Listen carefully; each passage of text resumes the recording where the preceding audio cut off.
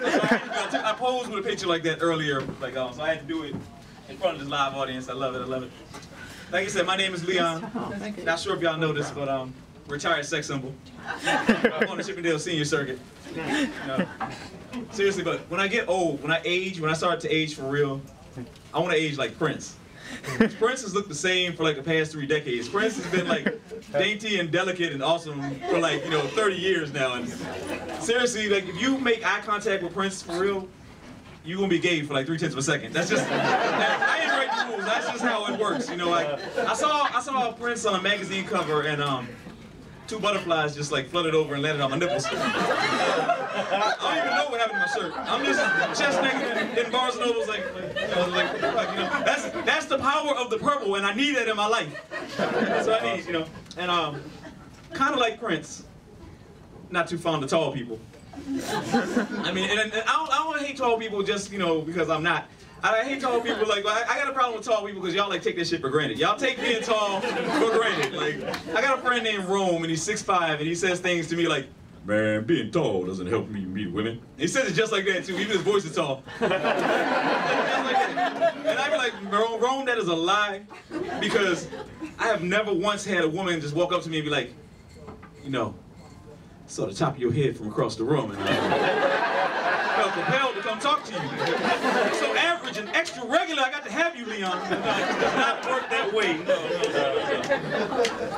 But like I said, because it's undeniable that I'm an amateur, retired sex symbol.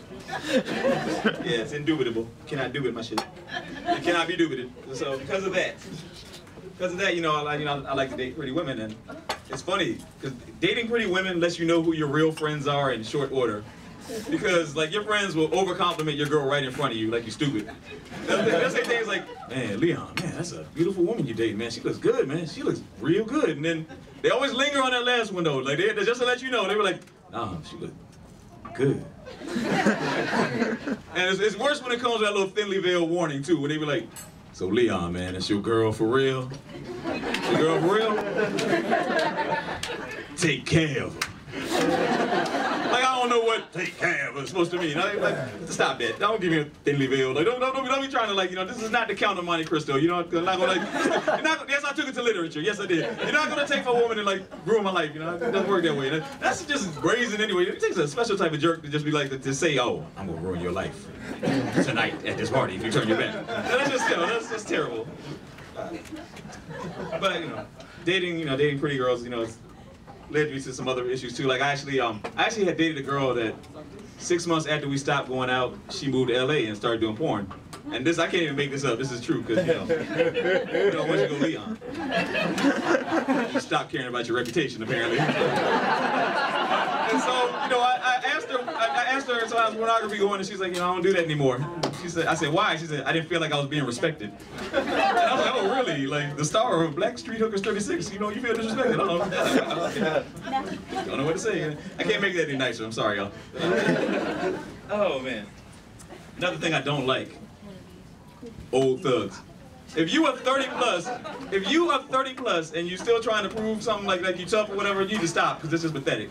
I had an old thug try to pick a fight with me, 75-year-old man, at my family reunion. Yeah, Uncle Ed got real drunk and started talking trash. He was like, "Oh, I'm gonna kick your ass, boy, I'm gonna kick your ass." And I was like, "No, you're not, Ed, and I'm gonna tell you exactly why you're not gonna kick my ass. I'm gonna tell you exactly why.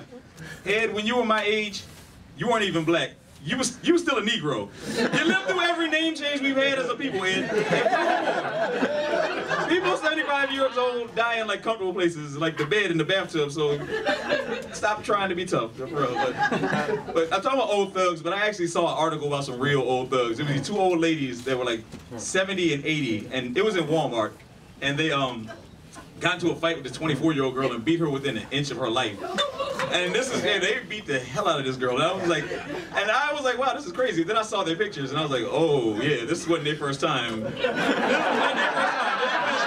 They've been rolling hard for a minute. They've been beating people up since black folks had conchs in their hair and stuff. They've been they took Booker T. Washington's lunch money though. They was there's hieroglyphics of them twerking with Cleopatra. That's how long they've been. The only reason they got caught is they were just too old to get away now. They're like, come on, Gladys, come on.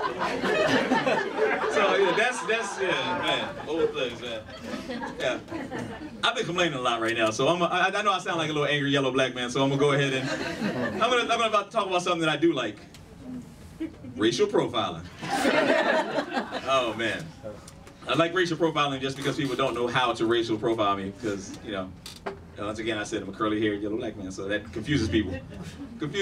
And it actually got me a job once. Racial profiling got me a job at National Council of La Raza. And if you're not familiar with what that is, that's like the NAACP for Hispanic folks. So I got hired there, and my my coworkers like 2 weeks later, they were like, "Hey, Leon, let me tell you what happened after your interview, after you left."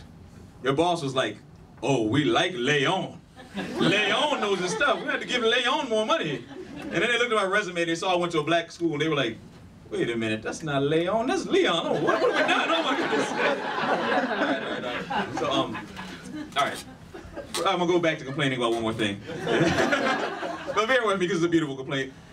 I hate it when somebody dies and like somebody that was a jerk, somebody that was horrible, like a really mean, nasty, like just black-hearted individual dies, and people just try to say the only nice thing they can say about that person. They be like, "Oh, he was a father, and he used to breathe." And no, don't do that.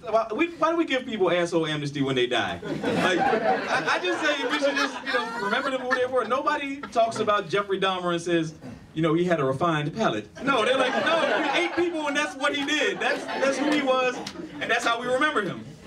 So, I say that just to say, can't say something nice about somebody, don't say anything at all. So I'm sure after this joke, my funeral might be a little silent, but it's cool. The Reverend will be like, "Leon Scott, he was alive before this." And all right, let's put him in the ground and get lunch. All right, thank you, DC Improv. I appreciate this.